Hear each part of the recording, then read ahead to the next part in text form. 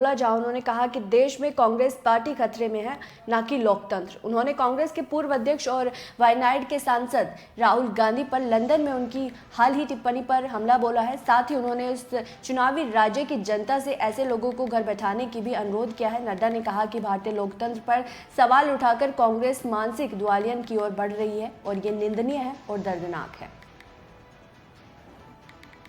Party आज मानसिक दिवालियेपन की तरफ जा रही है, वो सच में निंदनीय है, दुखदाई भी है। मैं ये कहना चाहूंगा कि आज जो गतिविधि कांग्रेस पार्टी कर रही है और उनके नेता राहुल गांधी कर रहे हैं, ये देश के लिए बहुत ही निंदनीय विषय है और जितनी भी निंदा की जाए वो कम है। आपको जान करके आश्चर्य होगा, कांग्रेस पार्टी के नेता आते हैं, क्या करते हैं?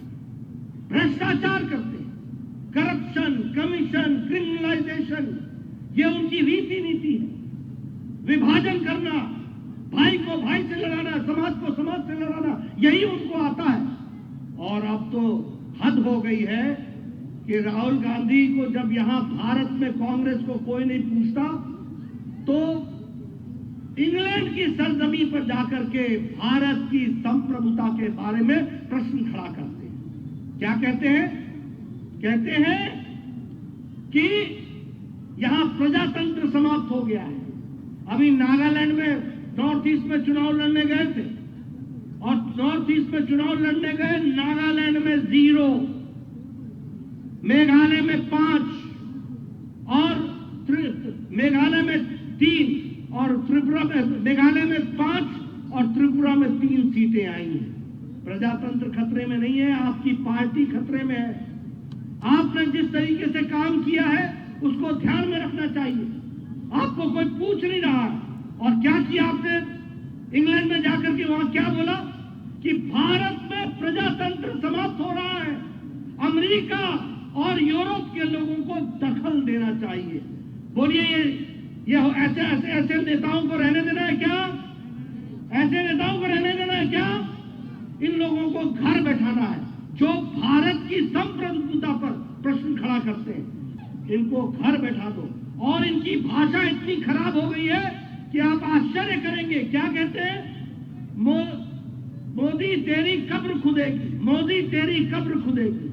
और यहां की जनता क्या बोल रही है कि मोदी तेरा कमल खिलेगा, तेरा कमल खिलेगा, तेरा कमल खिलेगा। इसलिए मित्रों, आज हम लोगों को यह तय करना पड़ेगा कि ऐसे कांग्रेस के नेता, शीर्षस्थ नेता, जो विदेश की सरजमी पर जाकर भारत के खिलाफ भाषण देते हैं और भारत को कमजोर करने की बात करते हैं और दूसरे देशों को निमंत्रण देते हैं कि भारत में आओ। क्या ईस्ट इंडिया कंपनी को बुलाना है? क्या अंग्रेजों को बुलाना है? उनको दावत देनी है?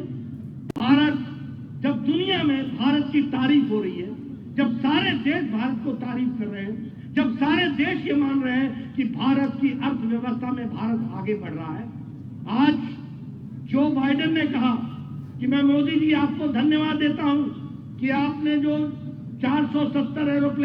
और खबर बिहार से है, जहां खुद को प्रधानमंत्री कार्यालय का अपर निरीक्षक बताने वाले ठग किरण भाई पटेल को गिरफ्तार किए जाने के बाद बिहार में इस मसले पर